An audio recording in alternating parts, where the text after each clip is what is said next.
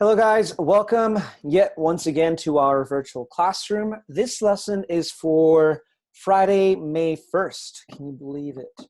That we are already in May. That is hard to believe, but here we are. Anyways, so today's lesson will be on credit and credit cards. Again, a topic that we haven't covered before. This is a continuation though of yesterday's or the previous lesson that we had, the one that we had on Wednesday.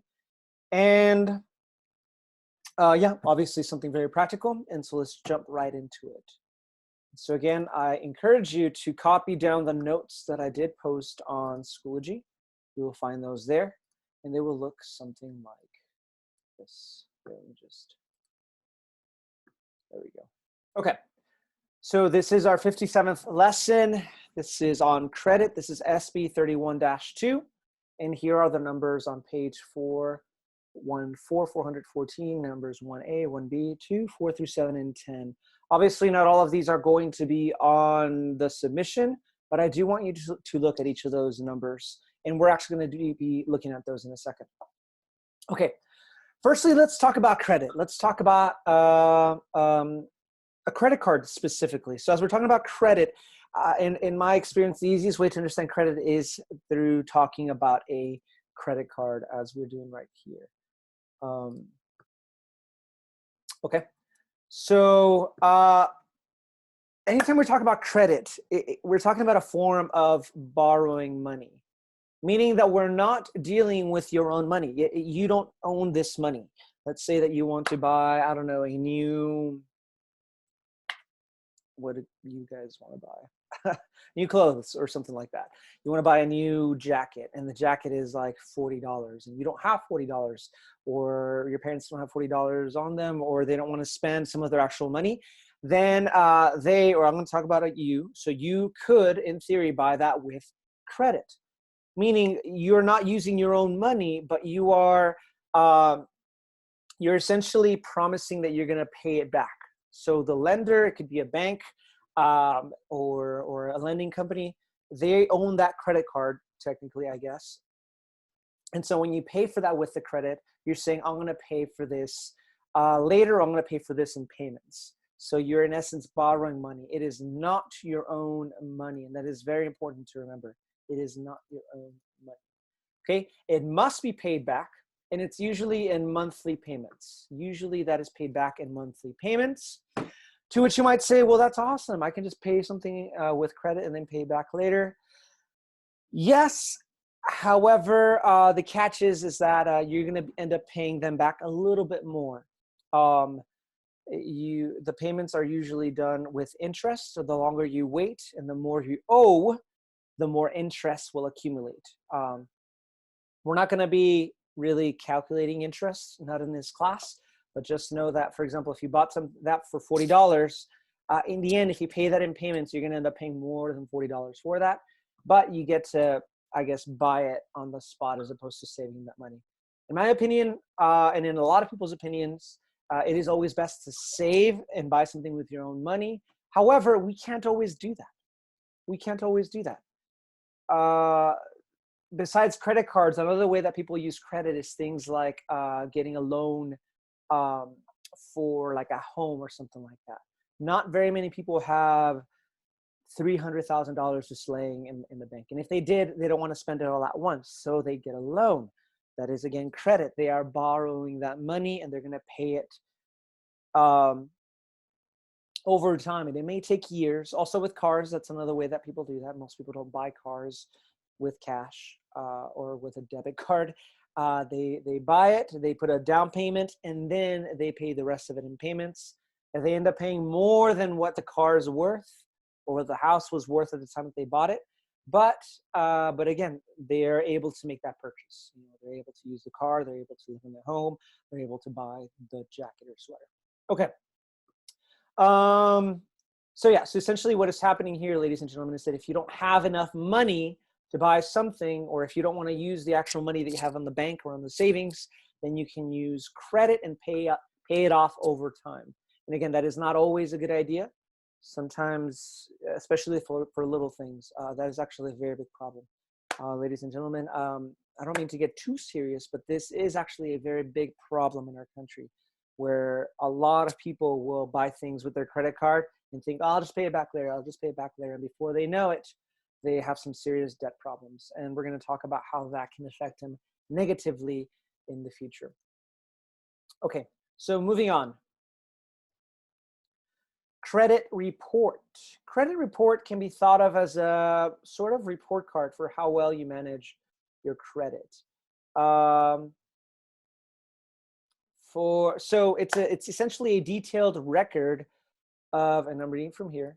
Oops, let me do that. Let's try that again. Okay, there we go. There we go. Okay, so it is a detailed record of a person's credit history, including one's credit score, including somebody's credit score. What is credit score? Well, a credit score is, again, it's like a grade, and it's a number between 300 and 850. That is typically the range that we see, from 300 to 850. Now, 700 and higher, again, 700 and higher is considered good, whereas 580 and below is considered poor or very poor. Somewhere in between is just decent. It's not really good and it's not really bad. At this point, you might say something like, well, what does it matter? I didn't realize they were going to grade me on this. Well, again, whenever you're using credit, whenever you're using a credit card, whenever you're getting a loan, you're using somebody else's money. And before they lend you money, let's say that you were the lender, you're representing that bank, and somebody says, hey, I need this money to buy this car. Well, you would want to know, well, what kind of individual is this? Are they a responsible individual? And the way that they determine that is that they look at your credit score. If they see that you have a good credit score, then you're saying that you are a responsible person. It doesn't mean that you're not in debt. It just means that you're good at paying back that debt. All right. If you have a low credit score, then you're showing that you are late on your payments or you don't make your payments. And so what I'm going to do as a lender is I'm either not going to lend you the money, or I'm going to say, okay, but your interest is going to be much higher, meaning that the longer you wait, I'm going to be increasing that more and more and more, at a higher rate than if you were somebody who has a good credit score. Okay. A lot of times, guys, people can't make purchases. They won't let you buy a car. They won't let you get into an apartment even as a student. They won't let you buy a home because you're saying, hey, I'm not responsible. So those of you that think, oh, I'm always late at my homeworks, or I'm always late in whatever, guys, it does carry through. Bad habits carry through, and this could definitely affect you. And credit can be very hard to change. Okay, there are no redos. Even late fees will bring your credit down. So it is very important to not make a bad habit out of making late payments or skipping payments. Okay, so again, in essence, your credit score is a grade of how responsible someone is at paying back borrowed money. How responsible someone is at paying back borrowed money. So what things can affect your credit? What things will affect your credit? What will make your credit score go down? So number one, we have fines remaining unpaid. So if you get a fine, if you don't pay it back, that includes traffic tickets, I think, things like that. Or late payments on bills, taxes, etc. Anything that is late. Library fees, I guess. Not the ones here at the school, but I guess later, things like that. Late payments on loans. So again, when you buy a car or a house, that's typically with a loan. And if you are late on a payment on a certain month, that will affect your credit in a bad way. Past due or unpaid credit card payments, and that is a huge one for a lot of people. That is very important that you make those payments on time. Now, this is something that you need to know. I believe it's one of the questions on the assignment. You need to know that information is kept on the credit report for 7 years. There are instances where it's kept there longer, but that's just a good number to know. You can expect it to be on there for at least 7 years. So again, why do you want a good score? You want a good score because you cannot always buy things right out in cash.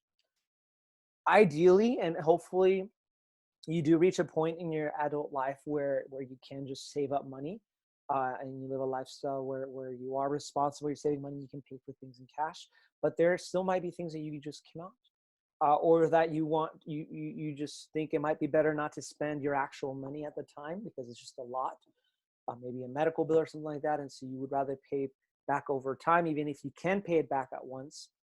And so it's good to have a good credit score so that you can show that you are a reliable and responsible person, and people will want to lend you money. And when they lend you that money, they're not gonna charge you a huge interest rate because they know that you're gonna pay it back.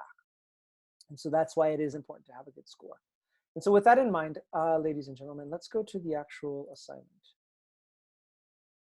And I believe it's this one. So we are on page 414. We're going to run through a lot of these. I don't believe we're going to go through all of them. Okay, and some of these are pretty obvious. All right, so number one, suppose you want to buy new shoes, but you do not have enough money saved. What do? You don't buy them. Just kidding. All right, your older brother agrees to buy the shoes and put them on his credit card. All right, you plan to use part of your allowance each month to repay him. So the shoes cost $35.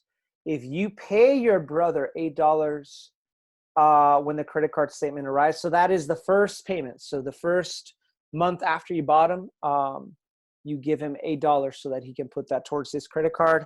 How much will you still owe him? Well, obviously, we're just going to do 35 minus 8. So you owe him $35, you pay him 8. So let's see how much you owe him. It's going to be $27, and that would be the answer to number one. Pretty simple. Okay. Number 1B, estimate how many months it will take to repay your brother if you pay $9 per month after the first month. So after the first month, remember that now you owe him $27. So if you are paying the rest $9 each month, how long is that going to take you? And you guys can figure that out on your own. Cool. Okay, moving on. Let's go to number 2. We don't have to do C. Number C, it talks about interest. We're not going to calculate interest. Technically, you have the skills to figure it out, but I don't want to confuse you at this point. This is a good paragraph. It highlights a lot of the information that we went through in the notes, so it's not a bad idea to read it. Okay, so now we are on number 2. What information in your credit report will be especially important to a lender? So again, put yourself in a lender's shoes. So somebody wants to borrow money from you. So what kind of information would they want to know? We'll go back to the notes and see. Well, obviously, do they pay their bills in time? Do they have any outstanding fees? In other words, they just haven't paid for a certain fine or bill, things like that. And so look through those notes, and that's what would go there. We don't do number 3. Number 4, why is your credit score important to you as a borrower? So now, me as a borrower, why is my credit score important?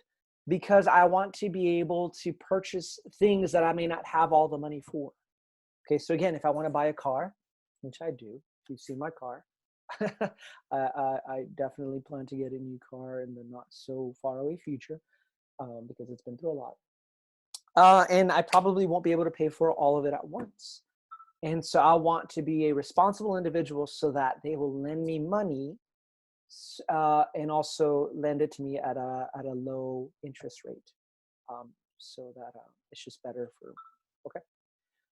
How long is information kept on the credit report? Please refer to your notes. Number 6, how does your credit score affect the interest rates on a loan? So again, don't let this confuse you, ladies and gentlemen. Remember, you want to have, you as the borrower, okay, if I want to buy something, I need to borrow money. I want to have a good credit score so that I can get a low interest rate on my loan. On the money that they're going to give me, essentially the money that they're going to be charging me extra each month, on top of the money that I owe, I want that to be minimal. I want it to be the least. So kind of think about that. Ask your parents. They're going to know this. They're going to be able to see this, and they're going to know this, or at least they should know this. Number 7, what can you do to build a good credit history? Well, then just look at the notes and do the opposite. Pay your payments on time if you have any. Yeah, I mean, pretty much the opposite of everything we said brings your credit score down. And then finally, we do number 10, which is compare the features of a debit and a credit card. Please refer to the previous video. Remember, debit card allows you to access actual money that is yours in the bank, whereas credit card allows you to use somebody else's money. So think about that as you answer that question.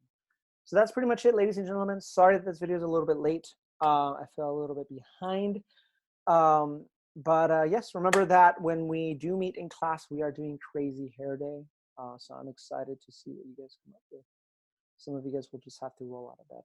All right. As always, please email me, message me on Schoology if you have any questions, and I will see you in